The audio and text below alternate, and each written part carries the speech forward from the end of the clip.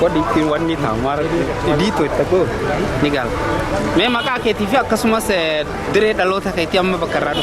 Assalamu alaikum warahmatullahi wabarakatuh. Makan ki Abshir Abdul Jabbar Kabir Turati ased dalade gidirti eduna magamachisa hawasni keenya kanutti baatanii nu simatan haalan gammannee warri nu bakka buunee dhufne Sikko Mando of Minnesota waldaa Sikko Mando Minnesota ati ummata keenya kaaqee fi qabeen isaa irraa buqqaan gargaaruu dhufne kanaafiyyuu nu baga waliin gammannee hawaasni keenya buqqaa'uun ummata keenya walitti fide kanaafiyyuu nama biratti dabarsaa ammallee baay'ee galatooma isin jaalannaa galatooma. Tole maqaan kiyya Umar Sheikh Ahmad jedhama. Minnesota Sikko fi Mando of Minnesota bakka bu'ee dhufe akkanatti nu simachuu keessaniif hedduu galatooma isiniin jenna. Odoo walitti deebinaa nagaatti.